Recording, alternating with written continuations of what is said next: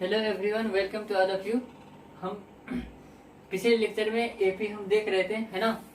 AP का 5.1 का कुछ क्वेश्चन हम सोल्व किए थे। आज उससे आगे हम देखेंगे, कुछ क्वेश्चन सोल्व करेंगे, फिर उसके बाद फिर देखेंगे। अगर टाइम मिला तो फिर नेक्स्ट कंसेप्ट भी देखेंगे, अगर नहीं तो आज इस चैप्टर को कंप्लीट करेंगे। तो चलिए आगे का क्वेश्चन हम देखते हैं और कंप्लीट करते हैं इस एक्सरसाइज को।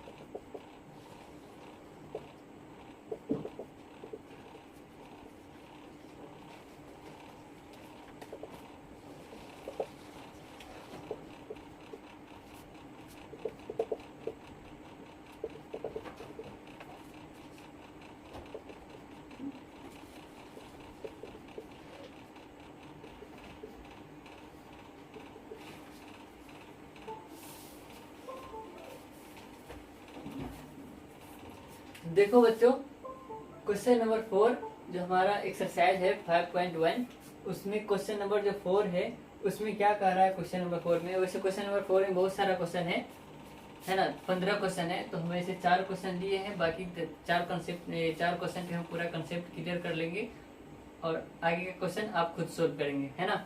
फिर इसको पहले क्वेश्चन पे हम कंसेप्ट क्लियर कर लेंगे। तो क्वेश्चन क्या है, which of the following are APs, इसमें से कौन एपी में है। कह रहा है, क्वेश्चन पूछ रहा है कि कौन एपी में है ना। Which of the following are APs if they form an AP, अगर वो एपी फॉर्म करता है, फाइंड द कॉमन डिफरेंस, तो उसमें डी फाइंड करना है, कॉमन डिफरेंस फाइंड करना है। एंड राइट 3 मोर टर्म्स, तो उसके आगे 3 टर्म्स और लिखना है। 3 टर्म्स और लिखने का मतलब, अगर सपोज करो कि ये, अगर क्वेश्चन नंबर 2 अगर ये एपी में होगा तो इसके 3 टर्म और आगे लिखना है। मतलब फर्स्ट, सेकेंड, थर्ड, फोर्थ है, फिफ्थ, सिक्स, 7 आगे लिखना है। कब लिखना है, अगर ये एपी में होगा तब। अगर एपी में नहीं होगा तो इसमें आगे कुछ लिखना नहीं है। सेम ऐसे ही करना सारे क्वेश्चन में कि एपी पहले चेक करना है। अगर ये एपी को फॉर्म करता होगा, अगर एपी में होगा तो इसके आगे वाला 3 टर्म लिखेंगे, अदरवाइज नहीं लिखेंगे। तो पहले हम ये क्वेश्चन को देख लेते हैं। यहाँ से क्वेश्चन नंबर 1, क्वेश्चन नंबर 1 में है 2, 4, 8, 16, ए इज इक्वल टू 2। ठीक, अगर हमको डी निकालना है, क्या निकालना है, डी। तो डी निकालने के लिए हम क्या करते हैं, डी निकालने के लिए हम करते हैं a2 माइनस a1, मतलब आगे वाला टर्म में से पीछे वाला टर्म को माइनस करते हैं, या फिर a3 में से a2 को माइनस करेंगे। सब क्या आएगा, सेम आना चाहिए। अगर एपी में होगा तो कॉमन डिफरेंस हमेशा क्या होता है, सेम होता है। एपी में कब बोलेंगे किसी भी टर्म को, किसी भी ग्रुप ऑफ नंबर को एपी में कब बोलते हैं, जिसका कॉमन डिफरेंस सेम होता है। तो कॉमन डिफरेंस सेम होने का मतलब कि दो कंसेक्यूटिव टर्म का जो डिफरेंस होगा वो क्या होना चाहिए, हमेशा इक्वल होना चाहिए, इक्वल होना चाहिए। तो डी निकालेंगे a2 माइनस a1 या फिर a3 माइनस a2। तो a2 कितना है, a2 है ये a1 हुआ, ये a2, a3, a4। तो a2 है 4 माइनस 2, इक्वल होना चाहिए किसके बराबर, a3 माइनस a4 के। तो a3 कितना है, 8 माइनस 4, तो 4 माइनस 2, 2, ये 8 माइनस 4 कितना आया, 4। 2 कभी 4 के बराबर होगा नहीं ना, इसलिए ये एपी फॉर्म नहीं करेगा, है ना। यहाँ पर लिखेंगे it is not an AP, यह एक एपी नहीं है। अगर एपी नहीं है तो इससे आगे कोई सोल्यूशन नहीं है, आगे ये बनेगा भी नहीं। ठीक, क्वेश्चन नंबर सेकेंड देख लेते हैं। इस क्वेश्चन को नोट करें यहाँ तक जल्दी से, अब वीडियो पॉज करके भी नोट कर सकते हैं। क्वेश्चन सेकेंड देख लेते हैं।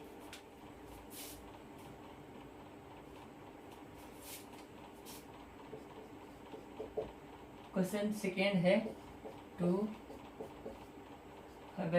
3 और 7/2, इस चार टर्म गिवन है। क्वेश्चन सेकेंड है। जो क्वेश्चन नंबर 4 के अंदर में जो टोटल 15 क्वेश्चन है, तो उसमें से दूसरा क्वेश्चन है कि चार टर्म गिवन है, इसको फिर चेक करेंगे एपी।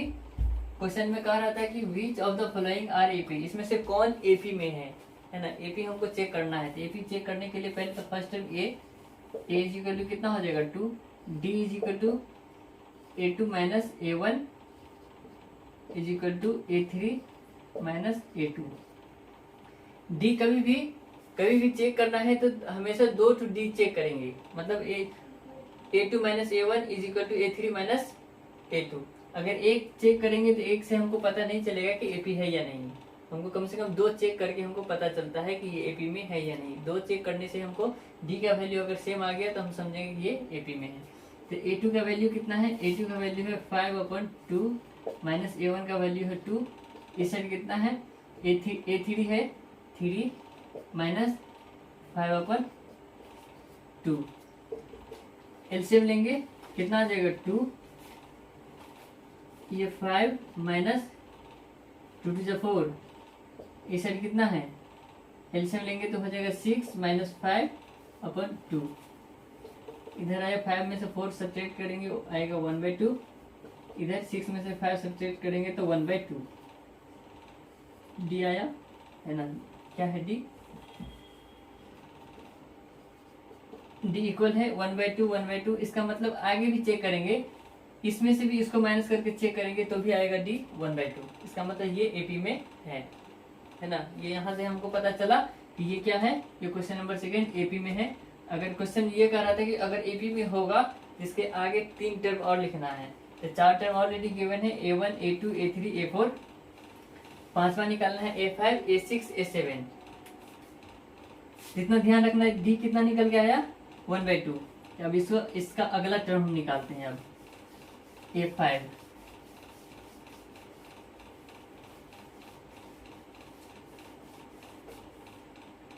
तो हमको अगला टर्म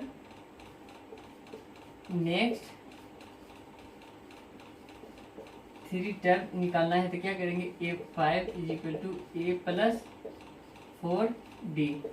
ए का वैल्यू है 2 प्लस 4 मल्टीप्लाई डी का वैल्यू 1/2। 2 से ये 2 कैंसिल, कितना हो जाएगा 2 plus 2 is equal to 4।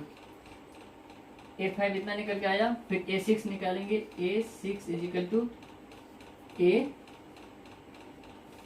Plus 5D। A का वैल्यू है 2 प्लस 5 मल्टीप्लाई डी का वैल्यू 1/2। 2 प्लस 5/2 एलसीएम लेंगे 2 to the 4 प्लस 5 कितना 9/2। ये A6 निकल के आया। फिर यहाँ से अब A7 निकाल लेते हैं। यहाँ A7 निकालना है तो A प्लस 6D बताए थे ना कल, मतलब पिछले वाले वीडियो में, कि जो टर्म निकालना है तो उसको निकालने के लिए हम क्या लिखते हैं A प्लस जो D लिखते हैं, तो D का जो कोफिशिएंट होता है वो कोफिशिएंट इस टर्म के एक टर्म इस टर्म से एक क्या होता है, एक कम होता है ना। कहने का मतलब अगर A8 अगर निकालेंगे तो A8 निकालने के लिए हम क्या करेंगे, फर्स्ट टर्म को तो लिखेंगे A प्लस D लिखेंगे, और D का जो कोफिशिएंट होगा वो कोफिशिएंट जो टर्म निकाल रहे हैं उससे एक कम होना चाहिए, मतलब 7D।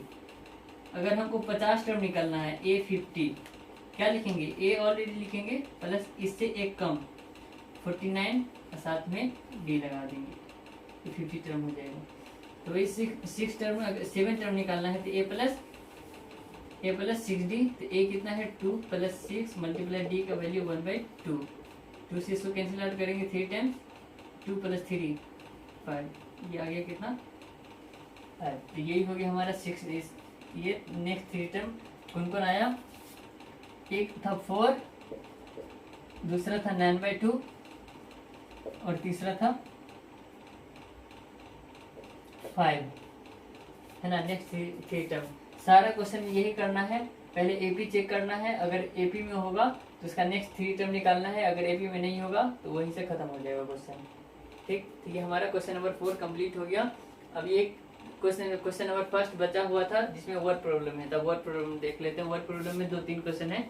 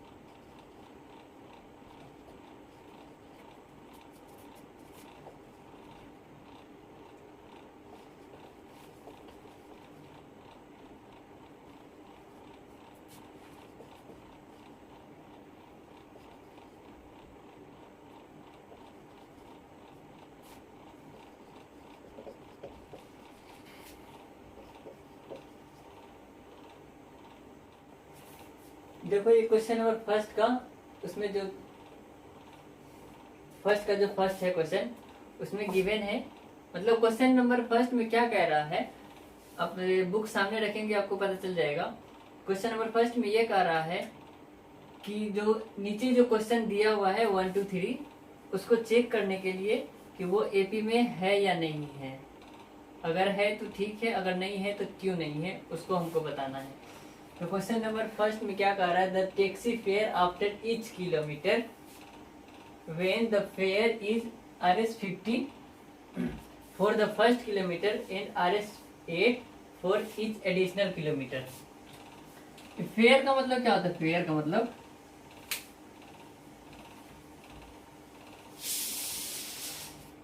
का मतलब होता है जो फेयर लवली लगाता है ना, वही फेयर का मतलब।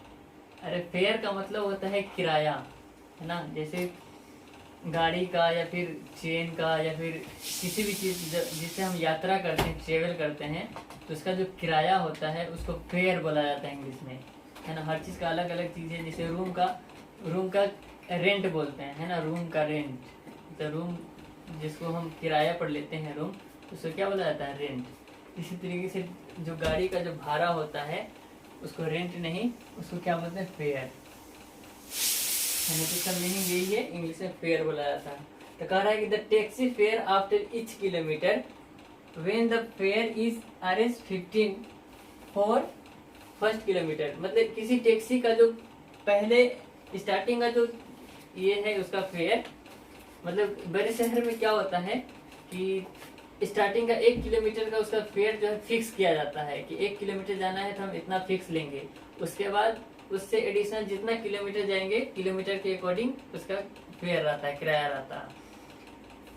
तो वही है यहाँ पे कि एक टैक्सी का जो फर्स्ट किलोमीटर का जो उसका किराया है वो 15 रुपये है, उसके बाद एडिशनल हर 1 किलोमीटर पे वो 8 रुपये लेगा। ठीक, तो कह रहा है कि ये एपी में होगा या नहीं होगा, इसको चेक करके बताने के लिए यहाँ पर सॉल्यूशन लेते हैं, है ना। सॉल्यूशन में लिखेंगे फॉर फर्स्ट किलोमीटर कितना है, Rs 15, पहले किलोमीटर के लिए कितना है फेयर 15 रुपये, सेकेंड किलोमीटर के लिए ये 15 तो ऑलरेडी रहेगा, तो 15 Rs, ये 15 तो फर्स्ट किलोमीटर का लेगा, मतलब दूसरे किलोमीटर के लिए कितना आ जाएगा, 15 + 8 इक्वल टू कितना हो जाएगा, 23। फिर अगर थर्ड किलोमीटर अगर जाते हैं, थर्ड किलोमीटर यहाँ पर लिख लेना 4 third kilometre, 4 second kilometre, third kilometre के लिए ये रहेगा +8 + 8, Rs कितना हो जाएगा, Rs ये फर्स्ट किलोमीटर का तो ये ऑलरेडी रहेगा, साथ में 15 + 8 + 8 कितना हो जाएगा ये 31 है ना, 31 रुपये फॉर 4th किलोमीटर। 4 किलोमीटर के लिए कितना हो जाएगा RS, ये 15 तो ऑलरेडी रहेगा, +8 +8 +8, 3 किलोमीटर एडिशनल हो गया, ये कितना हो जाएगा 39। अब 3 ठो डेटा मिल गया मेरे पास, एक ये है, दूसरा डेटा ये है, तीसरा ये है और चौथा ये है। तो इसको अब चेक करेंगे एपी में है या नहीं। ठीक, यहाँ लिखेंगे नाउ डेटा जो गिवन है 15, 23, 31, 39। अब इसको चेक कर लेते एबी में है या नहीं। ए इज इक्वल टू हो गया 15, डी इज इक्वल टू हो गया A2 minus A1 is equal to A3 minus A2। A2 कितना है 23 minus 15 is equal to A3 कितना है 31 minus 23 is equal to 8 is equal to 8। And AP में है, एपी में है तो ऑलरेडी ये क्वेश्चन सोल्व हो गया। इससे आगे कुछ करना नहीं है। क्वेश्चन में क्या कर रहा था कि अगर एपी में ना हो तो उसका रीजन बताने के लिए, तो ऑलरेडी एपी में है, यहाँ पर लिख देंगे it is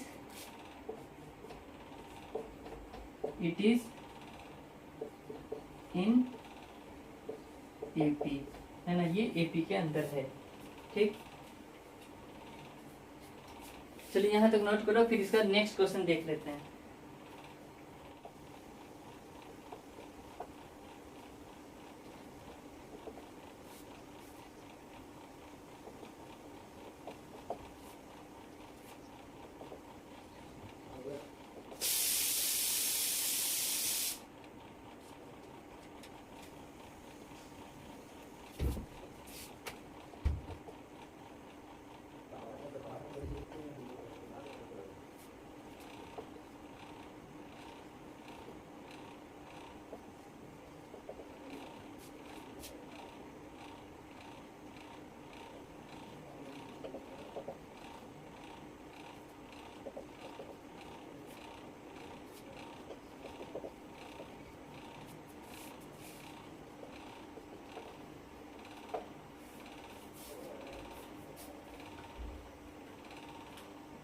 question number second क्या कर रहा है, देखना क्वेश्चन नंबर सेकेंड ध्यान से।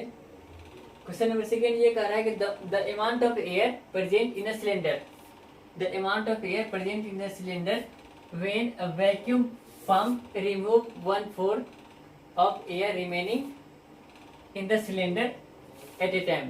कह रहा है कि एक सिलेंडर के अंदर, एक सिलेंडर है,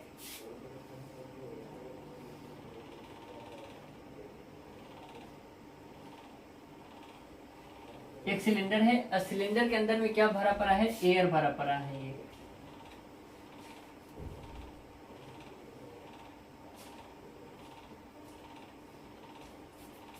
एयर इसमें भरा पड़ा है, ये एयर। अब एयर भरा हुआ है तो कह रहा है क्वेश्चन कि ये वैक्यूम पंप होता है, पंप, इस सिलेंडर में अगर हम इसको लगाते हैं तो इसमें जितना एयर भरा है उसका 1/4 एक बार में रिमूव कर देता है। अगर इसमें अगर ये वैक्यूम पंप अगर इसमें लगाएंगे तो 1/4 जितना है इसमें उसका 1/4 एक बार में क्या कर देगा, रिमूव कर देगा। ठीक, फिर दूसरी बार लगाएंगे तब जितना बचा हुआ है उसका 1/4 निकाल देगा, तो 1/4 निकाल देगा तो फिर कुछ बचेगा। फिर तीसरी बार लगाएंगे तो जो बचा हुआ है उसका फिर 1/4 क्या कर देगा, वो रिमूव कर देगा। आइए इसको देखते हैं, इसको कैसे सोल्व करेंगे इसको सॉल्यूशन। हम इसमें लेट कर लेते हैं, let the air present in a cylinder x. इस सिलेंडर के अंदर में एयर कितना प्रेजेंट है, एक्स एयर प्रेजेंट है। और जब फर्स्ट टाइम में वैक्यूम पंप इसमें लगाते हैं, ठीक, ये क्या करता है 1/4 निकाल देता है। यहाँ पर लिख लेंगे in first time air remove by the vacuum pump. Air कितना निकाल देगा? तो जितना एयर है उसका 1/4 वो निकाल देगा। कहने का मतलब 1/4 निकाल देगा वो। इतना ये निकल गया, इतना था, इतना निकल गया, तब बचा कितना? तो रिमेनिंग यहाँ लिखेंगे, रिमेनिंग हो जाएगा x माइनस 1/4 इजिकल टू कितना हो जाएगा? 3x/4। एक डेटा तो ये है, एक डेटा ये निकल के आया है ना, इतना बचा हुआ है। फिर जब सेकेंड टाइम में जब वैक्यूम पंप लगाएंगे, in second time air remove by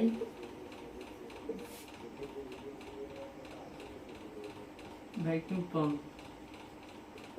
तो सेकेंड टाइम में भी क्या कर देगा? जो ये एयर रिमूव करने वाला जो इंस्ट्रूमेंट है, वो जो बचा हुआ है एयर, उसका 1/4 फिर से निकाल देगा वो। मतलब 3x/4 इतना तो बचा हुआ है, इसका 1/4 मतलब 1/4, इसका 1/4 क्या कर देगा? वो रिमूव कर देगा। मतलब 3x/16 ये रिमूव कर देगा। तब बचेगा कितना? तो रिमेनिंग एयर बच जाएगा 3x/4 माइनस 3x/16। इसका एलसीएम लेंगे, हो जाएगा 16। ये हो जाएगा 4 3 12x minus 3x is equal to 9x/16। ये हमारा थर्ड डेटा निकल के आया। पहला डेटा ये है, दूसरा डेटा ये है, तीसरा डेटा ये है। अब इतना ये रिमेनिंग है, और चाहे तो और भी निकाल सकते हैं। तो 3 डेटा मिल गया मेरा। तो 3 डेटा से हम क्या कर लेते हैं? अब एपी हम डिसाइड कर लेते हैं। यहाँ तक जब तक नोट डाउन करें, फिर अब जो डेटा हमारा निकल के आया है वहाँ से हम एपी अब चेक करेंगे। ठीक, जो हमारा अब क्या करेंगे? नाउ, उसके बाद लिखेंगे नाउ क्या क्या हमारा डेटा निकल गया? x 3x/4 और तीसरा 9x/16। ठीक, अब इससे एपी हम डिसाइड करते हैं, चेक करते हैं एपी में है या नहीं। a इज इक्वल टू हो गया x, b is equal to क्या हो जाएगा? a2 minus a1 is equal to a3 minus a2। a2 कितना है? 3x/4 minus x is equal to क्या होना चाहिए? 9x/16 minus 3x/4। एलसीएम लेंगे तो कितना आ जाएगा? 3x minus 4x/4 is equal to यहाँ एलसीएम आ जाएगा 16। ये हो जाएगा 9x माइनस 12x। यहाँ पर हो जाएगा 3x में से 4x माइनस करेंगे तो माइनस x/4। ये आ जाएगा 9x में से 12x को माइनस करेंगे तो माइनस 3x/16। अब ये दोनों इक्वल नहीं है, इसका मतलब डी क्या है हमारा? डी इक्वल नहीं मिला मेरा, डी इक्वल नहीं मिला, इसलिए क्या कहलाएगा? ये एपी में नहीं कहलाएगा, है ना। तो वही हमको रीजन बताना था। तब रीजन क्या देंगे? इसमें नीचे लिखेंगे reason.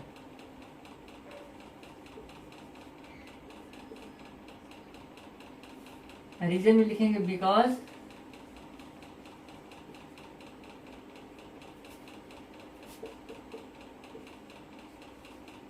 in this question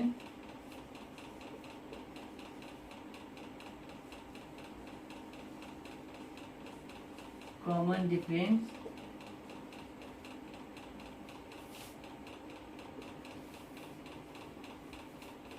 are not same, so it is not an AP, है ना। कॉमन डिफरेंस इसका इक्वल नहीं है, सेम नहीं है, इसलिए ये एपी में नहीं होगा। ठीक, क्वेश्चन कंप्लीट। एक क्वेश्चन और लेते हैं।